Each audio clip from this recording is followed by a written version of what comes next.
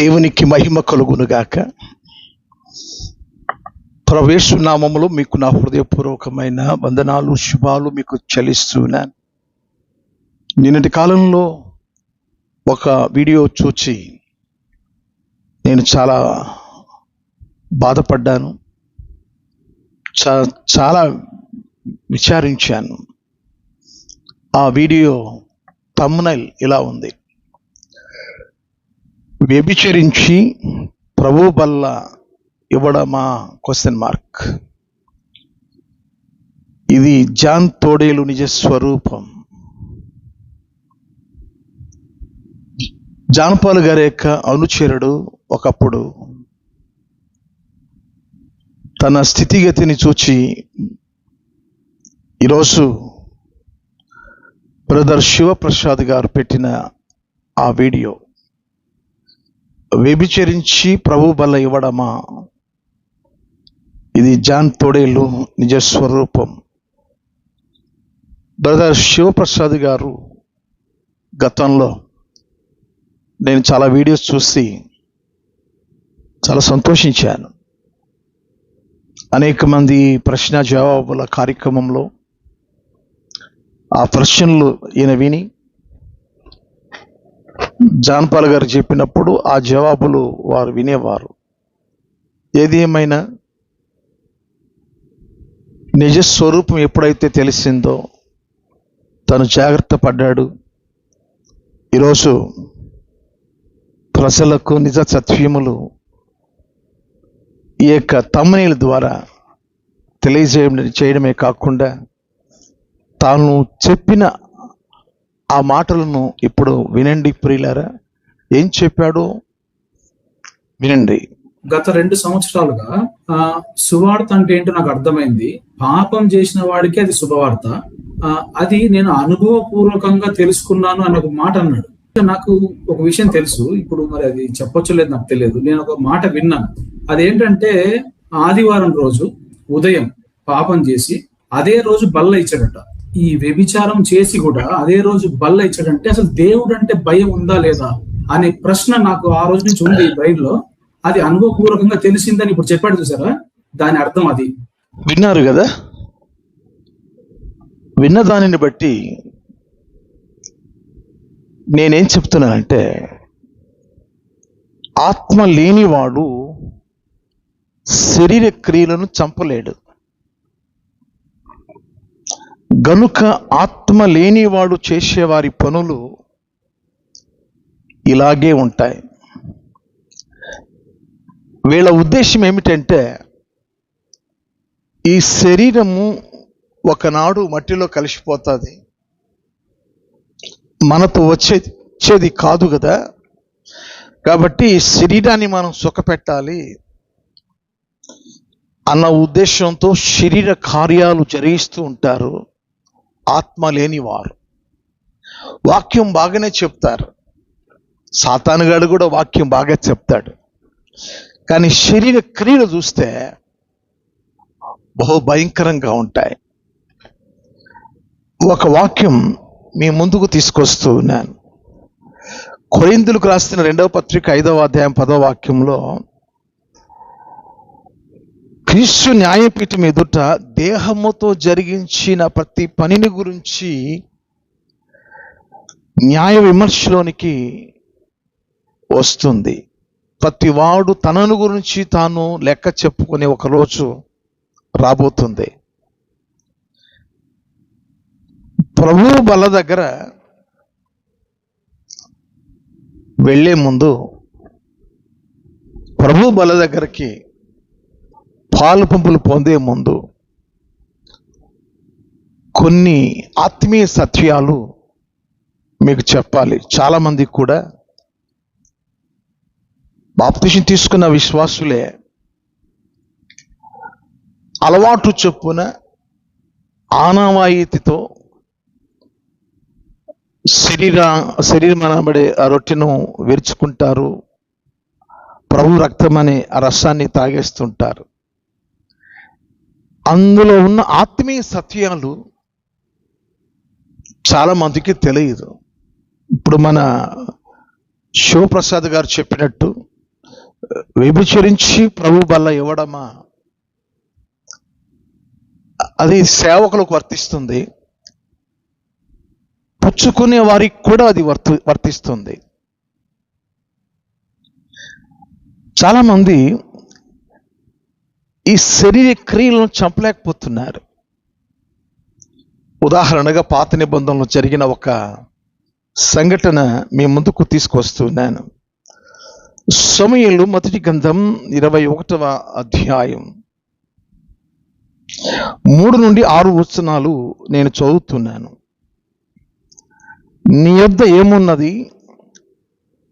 5 రొట్టెలు గాని మరి ఏమియో గాని ఉండిన ఎడల అది నాకు ఇమ్మని యాజకుడైన అహీమెలెకుతో అనగా, యాజకుడు సాధారణమైన రొట్టె నా యొద్ద లేదు, పనివారు స్త్రీలకు ఎడమగా ఉన్నవారైతే ప్రతిష్ఠితమైన రొట్టెలు కలవని దావీదుతో అనెను. అందుకు దావీదు, నిజముగా నేను బయలుదేరి వచ్చినప్పటి నుండి ఈ 3 దినములు స్త్రీలు మాకు దూరముగానే ఉన్నారు. పనివారి బట్టలు పవిత్రములే. ఒకవేళ మేము చేయు కార్యం అపవిత్రమైన ఎడలనేమి, రాజాజ్ఞను బట్టి అది పవిత్రముగా ఎంచదగును అని యాజకునితో అనెను. అంతటా యెహోవా సన్నిధి నుండి తీసివేయబడిన సన్నిధి రొట్టెలు తప్ప అక్కడ వేరు రొట్టెలు లేకపోగా, వెచ్చని రొట్టెలు 1000 దినమందు తీసివేయబడిన ప్రతిష్ఠితమైన రొట్టెలను యాజకుడు అతనికి ఇచ్చాను. పాత నిబంధన కాలంలోనే కొన్ని షరతులు ఉన్నాయి. స్త్రీలకు దూరంగా ఉన్నవారి ఈ ప్రతిష్ఠితమైన రొట్టెలు తినాలి అని యాజకుడు దావీదు గారితో చెప్పినప్పుడు, దావీదు 3 రోజుల నుంచి మేము స్త్రీలకు దూరంగానే ఉన్నాము అని చెప్పినప్పుడు, ఆ రొట్టెలు ఆ పరిశుద్ధమైన ప్రతిష్ఠితమైన ఆ రొట్టెలను యాజకుడు ఇవ్వగా వారు తిన్నారు. పాత నిబంధన కాలంలో అప్పట్లో ఉన్న షరత్తు.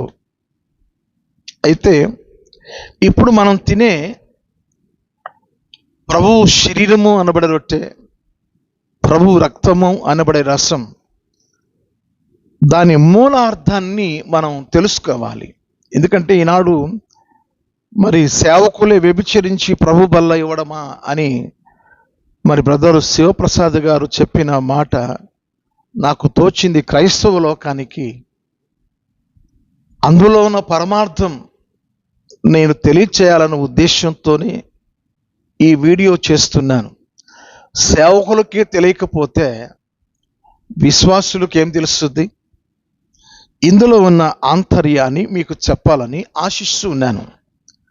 యేసు ప్రభు వారి యొక్క శరీరము అనబడే రొట్టె ప్రేమను, త్యాగమును తెలియచేస్తుంది. మళ్ళీ చెప్తున్నాను, శరీరం రొట్టెగా మనం తీసుకుంటున్నప్పుడు అందులో పరమార్థం ఏంటంటే ప్రేమకు, త్యాగానికి ముంగుర్తుగా ఉన్నాయి. ఆయన రసపాత్రలోనది రసము, ద్రాక్షరసం త్రాగుతున్నప్పుడు పవిత్రతకు, పరిశుద్ధతకు సాదృశ్యంగా ఉంది. ఇప్పుడు నేను కొంత సమయము ఒకవేళ లెంత్ వీడియో పెరిగినా ఇవి వినవలసిన సత్యాలు, ఇవి నేర్చుకోవలసిన సత్యాలు. ఇవి సేవకులు సైతం తెలియక, ఎరుగక ఏదో ప్రభు శరీరం అని ఆ రొట్టెని తినేస్తుంటారు, ప్రభు రక్తం అని ఆ రసాన్ని త్రాగేస్తుంటారు. అందులో ఉన్న మూలార్థం, పరమార్థం ఏమిటి అనేది ఈరోజు మనం తెలుసుకోవాలి. ఆయన శరీరానికి సాదృశ్యంగా ఉన్న ఆ రొట్టె ప్రేమకును, త్యాగానికి సాదృశ్యం. ఎలా అని మీరు నన్ను అడిగితే నేను మీకు కొన్ని ఆత్మీయ సత్యాలు చెప్పవలసి ఉంది. ప్రియులారా, ఎఫెసీయులకు రాసిన పత్రిక 1వ అధ్యాయం 23వ వాక్యం, ఆ సంఘము ఆయన శరీరం. ఎప్పుడైతే మనము ఎక్లేషియా అనబడే ఆ గ్రీకు పదానికి అర్థం పరిశుద్ధుల గుంపుగా, మనం ఆయన సంఘము అనే శరీరములో మనము అవయాలుగాను, ఆయన పనిముట్లుగాను, ఆయన వాడుకునే పాత్రలుగాను దేవుడు మనలను ఎన్నిక చేసుకున్నాడు. సంఘము ఆయన శరీరం. కొలస్సీయులకు రాసిన పత్రిక 1వ అధ్యాయం 18వ వాక్యం, సంఘము అను శరీరం 2వ పర్యాయము కూడా రాయబడినది. సంఘము అనే శరీరములో మనము చేర్చబడ్డాం కనుక ఆ ఒక్క శరీరములో మనము అవయవాలుగా ఐక్యత కలిగి, అన్యోన్య సహవాసము కలిగి మనం జీవించాలని ఆత్మీయ అర్థం. మీకు ఇంకా కొద్దిగా లోతుకి మిమ్మల్ని నడిపిస్తాను, ఆత్మీయ లోతులోకి మిమ్మల్ని నడిపిస్తాను. మనకు సామెతల గ్రంథంలో 10వ అధ్యాయంలో 12వ వాక్యంలో ప్రేమ సమస్త దోషములను అది కప్పుతుంది అని రాయబడినది. ప్రేమ దోషాలను ఎలా కప్పుతుంది? ప్రేమ దోషములను ఎలా కప్పుకుంటుంది అంటే, ఆది పితరులైన ఆదాము అవ్వలు దేవుని ఆజ్ఞను మీరి దిగంబరులై చెట్ల మధ్య తాగినప్పుడు, ప్రభు సన్నిధికి రాలేకపోయినప్పుడు, ఆయన ఆ దిగంబరత్వాన్ని ఒక గొర్రె పిల్ల చర్మపు చొక్కాలతో కప్పుకున్నాడు. ఏమిటి దీని అర్థం? అక్కడ గొర్రెపిల్ల చర్మపు చొక్కాలతో ఆ దిగంబరత్వాన్ని కప్పుకున్నాడు. ఆయన ప్రేమ సమస్త దోషములను ఎలా కప్పింది? ఇప్పుడు మీకు అర్థమయ్యి ఉండొచ్చు. యేసయ్య ఈ లోకానికి గొర్రెపిల్లగా వచ్చి మనందరి పాపపు నిజస్థితిని, దిగంబరత్వాన్ని ఆయన శరీరము అనబడిన సంఘములో ఏ రీతి చర్మపు చొక్కాలు వారి దిగంబరత్వాన్ని, ఆ చర్మపు చొక్కా ఆదాంగారాన్ని అవమును కప్పిందో, ఆయన శరీరం అనబడే సంఘంలో ఆయన మనల్ని కప్పుకున్నాడు. ఆయన మనల్ని కప్పుకున్నాడు. 91వ కీర్తన 4వ వాక్యంలో మనం చూస్తాం, ఆయన రెక్కలతో మనల్ని కప్పును అని ఉంది. ప్రియులారా, ఆయన మనల్ని శత్రువు కానరాకుండగా, మనల్ని అపహరించకుండగా శత్రువు తన శరీరము అనబడే సంఘములో, స్వరక్తమిచ్చి సంపాదించిన సంఘములో ఆయన మనల్ని కప్పేసుకున్నాడు. దేవునికి మహిమ కలుగునుగాక. స్తోత్రం, హల్లెలూయా, ప్రైజ్ ది లార్డ్. ఆయన శరీరం అనబడే సంఘంలో ఆయన మనల్ని కప్పుకున్నాడు. ఆదాము అవ్వలు చేసిన పాపాన్ని గొర్రె పిల్ల చర్మములో ఏ రీతిగా కప్పాడో దేవుడు, అదే రీతిగా ఆయన శరీరము అనబడే సంఘంలో ఆయన మనల్ని కప్పుకున్నాడు. ఈరోజు ప్రియ దేవుని పిల్లలారా, యేసుక్రీస్తు వారి యొక్క రక్తాన్ని గురించిన విషయాలు 10 విషయాలు ఉన్నాయి. మనము ప్రభువు శరీరాన్ని గురించి, ప్రభువు రక్తాన్ని గురించి మనము సరిగా అర్థము చేసుకోకపోతే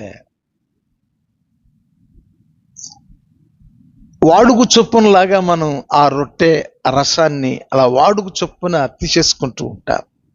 ఇప్పుడు మనం బ్రదర్ శివారెడ్డి గారు వ్యభిచరించి ప్రభువు బల్ల ఇవ్వడమా అని ఎంత బాధపడ్డాడో, ఈ పరమార్థాలు తెలియవు, ఈ నగ్న సత్యాలు తెలియవు. తీసుకునే విశ్వాసులుగా, దైవజనులుగా ఈ పరమార్థాలు మీకు తెలియాలని నేను ఈ వీడియో చేస్తున్నాను. ఎవరినో ఉద్దేశించి మాత్రం నేను చేయట్లేదు. రక్తము గురించిన విషయం మీకు నేను తెలియచేస్తాను. ఆ దినాలలో పాప పరిహారార్థ బలిగా పక్షిని, జంతువుని వధించాలి. ఏ రక్తం పాపములను తీసివేయట అసాధ్యము అని హెబ్రీయులకు రాసిన పత్రిక 10వ అధ్యాయం 4వ వాక్యంలో ఉంది. కనుక ఎవరి రక్తం ద్వారా మన పాపాల నుండి మనకు విముక్తి కలుగుతాదో ఇక్కడ నేను వరుసగా మీకు చదువుతాను.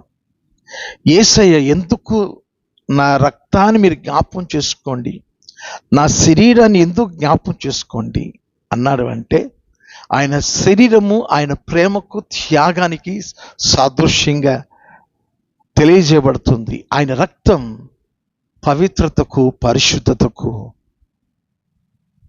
అది ఆత్మీయ అర్థంగా మనకు తెలియవస్తుంది.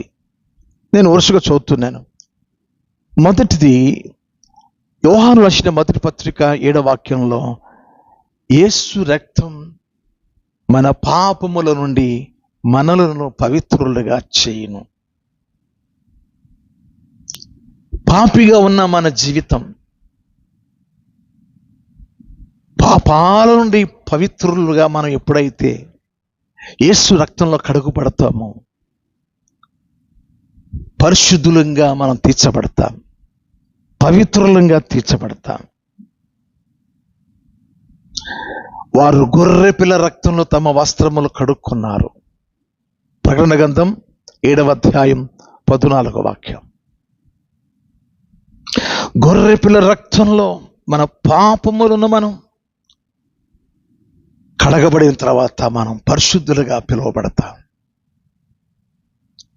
ఇక వెనుకటి జీవితం ఇక ఉండదు. రెండవది, ఆయన రక్తం మన మనస్సాక్షిని శుద్ధి చేస్తుంది. దేనికో తెలుసా? ఆయనను సేవించుటకు, ఆయనను ప్రార్థించుటకు, ఆయనను మహిమపరచుటకు మన మనస్సాక్షిని శుద్ధి చేస్తుంది. హెబ్రీయులకు రాసిన పత్రిక 9వ అధ్యాయం 14వ వాక్యంలో ఉంది. మూడవది, ఆయన రక్తం మన మీద ఉన్న శిక్షను తప్పించింది. రోమీయులకు రాసిన పత్రిక 5వ అధ్యాయం 9వ వాక్యం. నాలుగవది, ఆయన రక్తం నీతిమంతులుగా తీర్చినది. ఆయన రక్తం మనలను నీతిమంతులుగా తీర్చినది. రోమీయులకు రాసిన పత్రిక 5వ అధ్యాయం 9వ వాక్యం.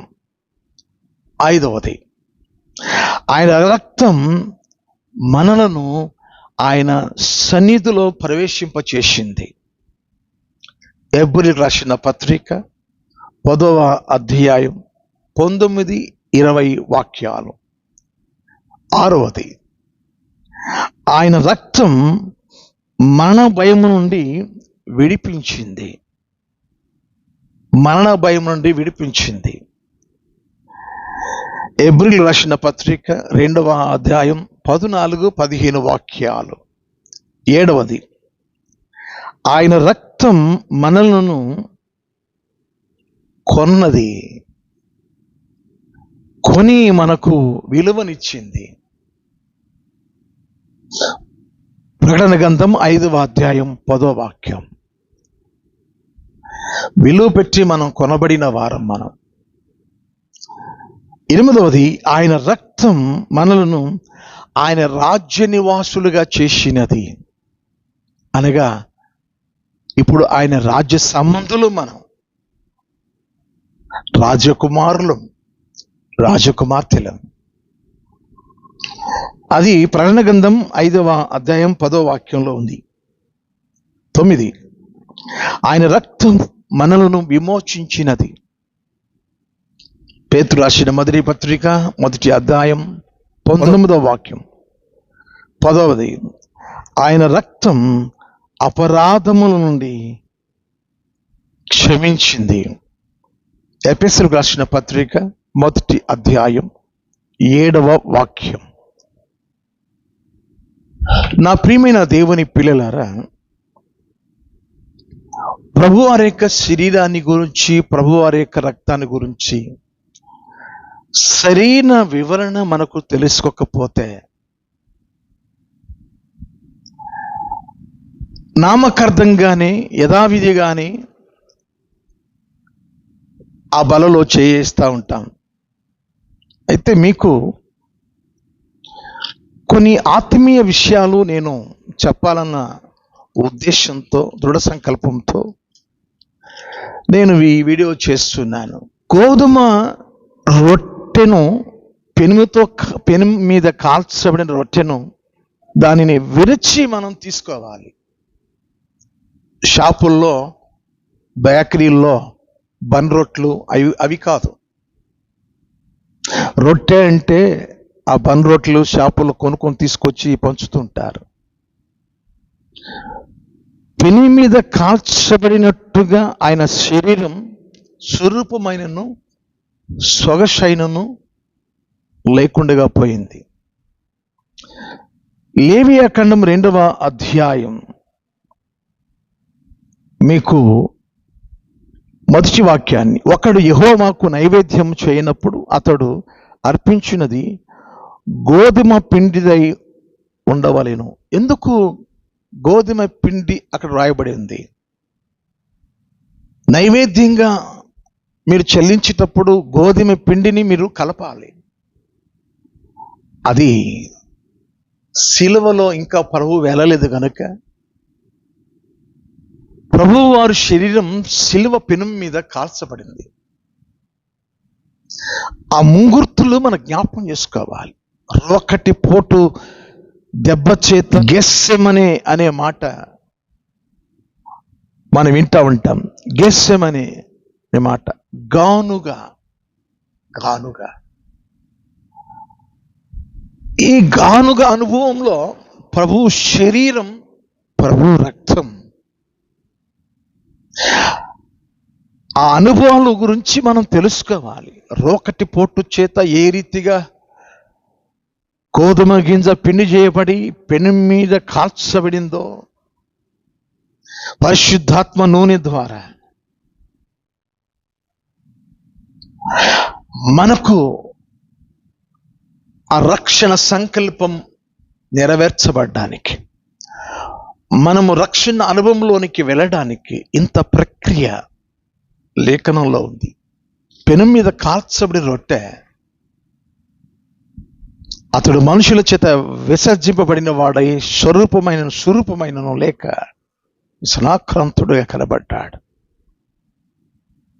ఆయనను చూడలేక సూర్యుడు కనుమరుగైపోయాడు.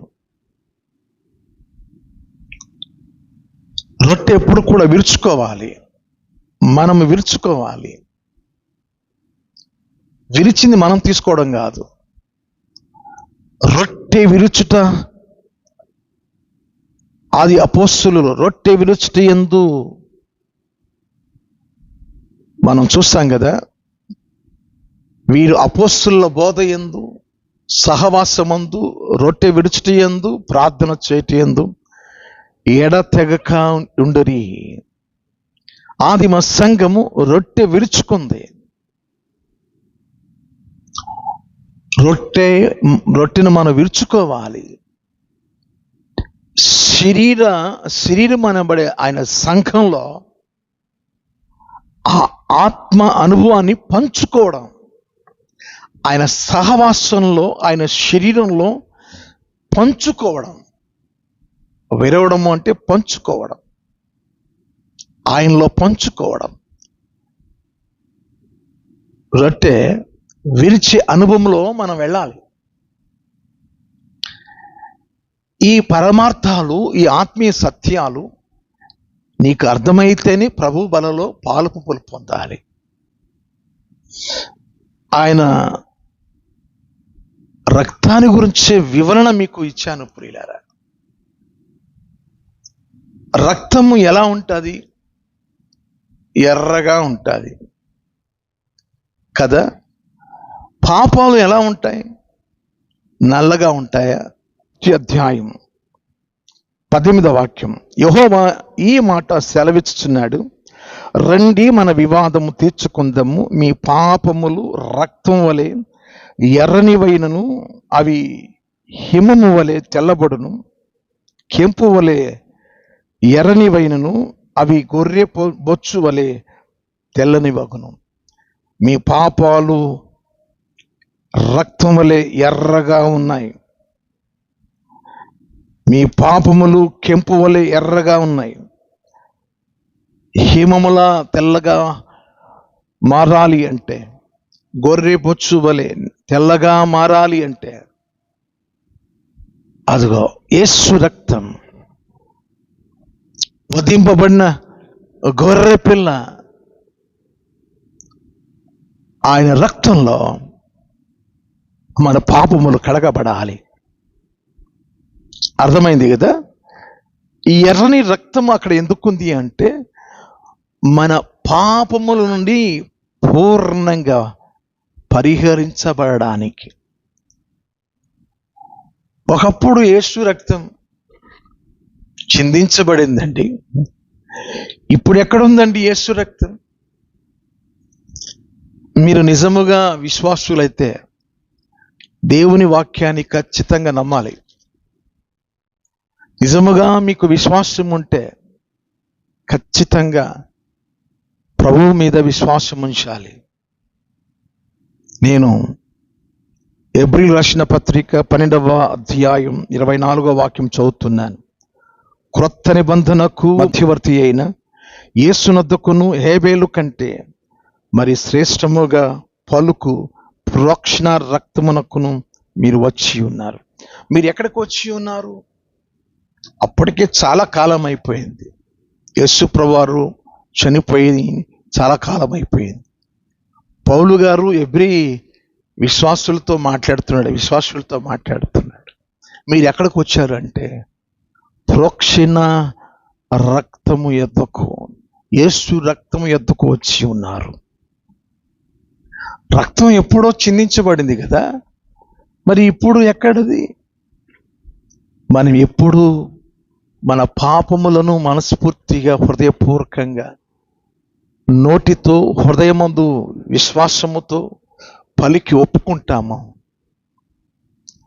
యేసు రక్తం అక్కడ ప్రత్యక్షమై నీ పాపములను కడిగి పరిశుద్ధపరచబడుతుంది. నేను చెప్పే ఈ విషయాలన్నీ కూడా మన ఆత్మీయ జీవితానికి ఎంతో మేలును కలిగిస్తున్నాయి. మనసారా వినండి, స్కిప్ చేయకుండా. ఇంకా కొన్ని మాటలు మీకు నేను చెప్పాల్సి ఉంది. కొరింథీయులకు రాసిన మొదటి పత్రిక 10వ అధ్యాయం 16వ వాక్యం, మనము దీవించు ఆశీర్వచనపు పాత్రలోనిది త్రాగుట క్రీస్తు రక్తంలో పాలు పోచుకొనుటే కదా. మనము దీవించు ఆశీర్వచనపు పాత్రలోనిది త్రాగుట క్రీస్తు రక్తములో పాలు పుచ్చుకొనుటే కదా. మనం విరుచు రొట్టె తినుట క్రీస్తు శరీరములో పాలు పుచ్చుకొనుచున్నాం. మనం రొట్టె విరిచినప్పుడు ప్రభు శరీరములో పాలు పొందుకుంటున్నాం. ప్రభు రక్తము అనబడే ఆ రసంలో పాలు పొందుతున్నప్పుడు, ఆ రక్తంలో మనం పాలు పొందుతున్నామని పౌలు గారు చాలా విశ్వాసంతో మాట్లాడాడు. ఇప్పుడు చాలామంది ఈ విషయాన్ని ఎరుగకయే ప్రభు బలలో పాలు పంపులు పొందుతూ ఉంటారు. దైవ సేవకులు ఏం చెప్తారంటే ఆ రొట్టెని తీసుకొని ఆ రక్తము అనబడే రసమును తీసుకొని ఇలా చెప్తారు. ప్రభు అయిన యేసు తాను అప్పగింపబడిన రాత్రి ఒక రొట్టెతో ఎత్తుకొని కృతజ్ఞతా స్తుతులు చెల్లించి దానిని విరచి, ఇది మీ కొరకైన నా శరీరం, నన్ను జ్ఞాపకం చేసుకున్నటకై దీన్ని చేయడని చెప్పాను. ఆ ప్రకారమే భోజనమైన పిమ్మట ఆయన పాత్రను ఎత్తుకొని, ఈ పాత్ర నా రక్తం వలన నైనా కొత్త నిబంధన, మీరు దీనిలోని త్రాగునప్పుడల్లా నన్ను జ్ఞాపకం చేసుకున్నటకై దీన్ని చేయడని చెప్పాను. మీరు ఈ రొట్టెను తిని ఈ పాత్రలోనిది త్రాగునప్పుడల్లా ప్రభు వచ్చు వరకు ఆయన మరణమును ప్రచురించుదురు. కాబట్టి ఎవడు అయోగ్యముగా ప్రభు యొక్క రొట్టెను తినునో లేక ఆయన పాత్రలోని త్రాగును, వాడు ప్రభు యొక్క శరీరమును గూర్చియు రక్తమును గూర్చియు అపరాధియగును. కొరింథీయులకు రాసిన మొదటి పత్రిక 11వ అధ్యాయం 23 నుండి 27 వాక్యాలు నేను చదివాను. ఆ రొట్టెని తీసుకొని దానిని విరచి, ఇది మీ కొరకైన నా శరీరం, దీన్ని తినుచున్నప్పుడల్లా నన్ను జ్ఞాపకం చేసుకోమని పొంచుతాడు దైవ సేవకుడు. అలాగే ఆ రసపాత్ర కూడా తీసుకొని ఆ పాత్ర ఏమంటాడంటే, ఆ ప్రకారమే భోజనం పిమ్మట ఆయన పాత్రను ఎత్తుకొని, ఈ పాత్ర నా రక్తం వల్ల ఆయన కొత్త నిబంధన, మీరు దీనిలో త్రాగున్నప్పుడల్లా నన్ను జ్ఞాపకం చేసుకుంటాకై దీన్ని చేయడని చెప్పాను. అయితే ఇక్కడ కొన్ని షరతులు ఉన్నాయి ప్రియులారా. ఎవడు అయోగ్యంగా ప్రభు యొక్క రొట్టెను తినును లేక ఆయన పాత్రలోనిది త్రాగును, వాడు ప్రభు యొక్క శరీరమును గూర్చియు రక్తమును గూర్చియు అపరాధియగును. మరి ఏం చేయాలి? వివేకంగా తీసుకోకపోతే అపరాధి అని అనబడతారని చెప్పబడిన వాక్యాన్ని బట్టి ఏం చేయాలి అనేది కూడా రాయబడి ఉంది ప్రియులారా. చూడండి, కొరింథీయులకు రాసిన మొదటి పత్రిక 11వ అధ్యాయంలో 28 నుండి మనం వరుసగా చదువుతాం. కాబట్టి ప్రతి మనుష్యుడు తన్ను తాను పరీక్షించుకొనవలెను, అలాగున చేసి ఆ రొట్టెను తిని ఆ పాత్రలోనిది త్రాగవలెను. ప్రభువు శరీరమని వివేచింపక తిని త్రాగువాడు తనకు శిక్షా విధి కలుగుటకే తిని త్రాగుచున్నాడు. ఇందువలనే మీలో అనేకులు బలహీనులను రోగులనై ఉన్నారు, చాలా మంది నిద్రించున్నారు. అయితే మనల్ని మనమే విమర్శించుకునేలా తీర్పు పొందకపోతాము. అది మనం ప్రభు బలలోకి మనం పంచే దైవజనుడు తీసుకునే విశ్వాసులు విమర్శించుకోవాలి. మనం విమర్శించుకొని ప్రభు బలలో పాలుపంపులు పొందాలి. అయితే ఇది జాన్ తోడేలు నిజ స్వరూపము, వ్యభిచరించి ప్రభు బల ఇవ్వడమా? బ్రదర్ శివప్రసాద్ గారు చాలా విచారించారు, చాలా బాధపడ్డారు. ఇలా ఎందుకు జరుగుతుంది అంటే నేను ఒక మాట చెప్పగలుగుతాను. జాన్ పాల్ గారు ఎప్పుడైతే బ్రదర్ ఏసన్న గారిని విమర్శించడం, ఆయన సంఘాన్ని గురించి, ఆయన పరిశుద్ధమైన జీవితాన్ని గురించి, ఆయన రాసిన పాటల గురించి, గుడారాల పండుగ గురించి, ఆయన ప్రసంగాల గురించి, ఆయన ఏమీ విద్య లేనివాడు అని చాలా చిన్న చూపు చూచి ఎక్కువగా విమర్శించిన జాన్ పాల్ అక్కడి నుంచి భ్రష్టుడైపోయాడు. ప్రతి సేవకుని విమర్శించడం, వయసు చిన్నదే కానీ నేను అందరికంటే చాలా జ్ఞానం కలిగిన వాడను, తను తానే రక్షించుకున్నాడు. నాకంటే ఈ సోషల్ మీడియాలో కానీ సంఘాల్లో కానీ చివరికి ఏ స్థాయికి వెళ్ళిపోయాడంటే బ్రదర్ భక్సింగ్ గారి బోధలు కూడా విమర్శించే స్థాయికి వెళ్ళిపోయాడు. బ్రదర్ భక్సింగ్ గారు సుమారుగా ప్రపంచంలో 17,000 సంఘాలను దేవుని ఆత్మ ద్వారా స్థాపించబడిన ఆ గొప్ప దైవ సేవకుని కూడా విమర్శించాడంటే ఎలాంటి భ్రష్టుడో మనకు అర్థమైపోతుంది. ఎప్పుడైతే యేసన్న గారి దగ్గర నుంచి విమర్శ ప్రారంభించడం మొదలైందో ఇక అక్కడి నుంచి పడిపోవడము నేను చూస్తూ ఉన్నాను. ఎవరైనా ఒక సేవకుని మరొక సేవకుడు విమర్శిస్తున్నాడు అంటే అతని యొక్క స్థితి క్రమక్రమముగా విమర్శించువాడు విమర్శకు లోనైపోతాడు.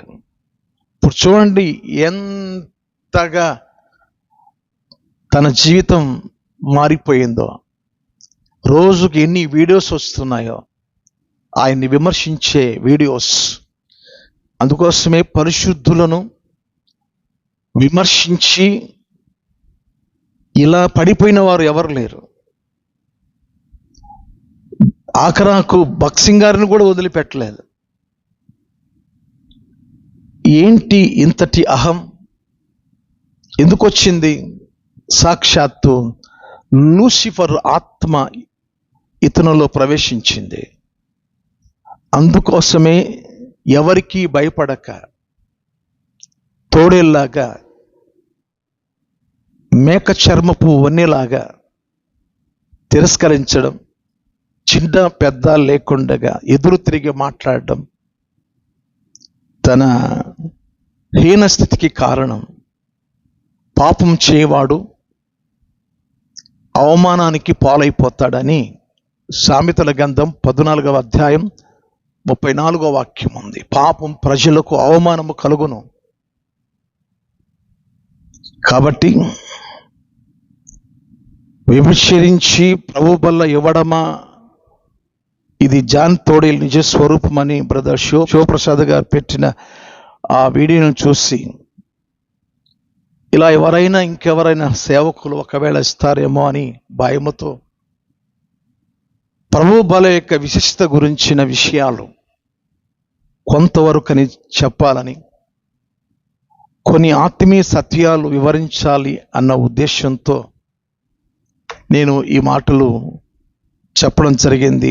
ప్రియులారా, సంఘంలో బిడ్డలు, మీరు ఏ సంఘానికి చెందిన వారైనా ప్రభు శరీరమందు, ప్రభు రక్తమందు పాలు పొందే ముందు మిమ్మల్ని మీరు పరీక్షించుకోండి. అలా మీరు అవివేకంగా ప్రభు బలలో పాలు పొందితే మీకు కలిగే నష్టాలు కూడా మీకు చెప్తాను. అదేంటి అంటే, బైబిల్లో ఉన్న మాటలు కొరింథీయులకు రాసిన మొదటి పత్రిక 11వ అధ్యాయం 29-30 వాక్యాలు.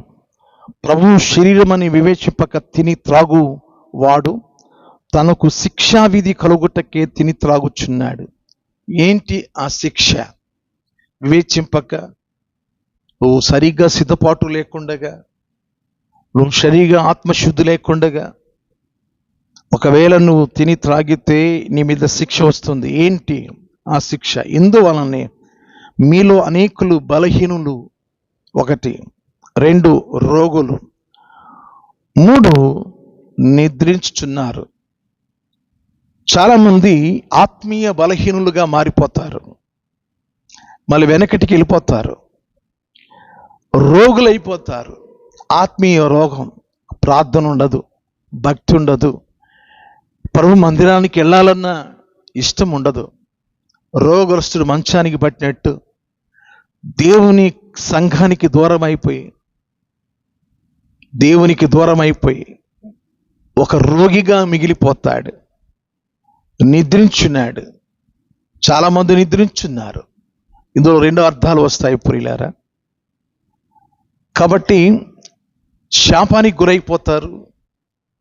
తర్వాత పాపముల చేత, అపరాధముల చేత చాలామంది చచ్చిన స్థితి నుంచి బయటపడ్డారు. అయితే మళ్ళీ ఆ వెనుకటి స్థితికి వెళ్ళిపోతారు. పాపం వల్ల వచ్చే జీతం శాపం, ఆ శాపం నాకు వచ్చే జీతం నిత్య నరకం. కాబట్టి మనము ప్రభు బలలో పాలు పొందే ముందు ఈ విషయాలు మీకు తెలియాలి అన్న ఉద్దేశంతో చెప్పాల్సి వచ్చింది. మరొక వీడియోలో మీ ముందు ఉంటాను. అంతవరకు సెలవు. May God bless you. మీకు నా వందనాలు. Thank you.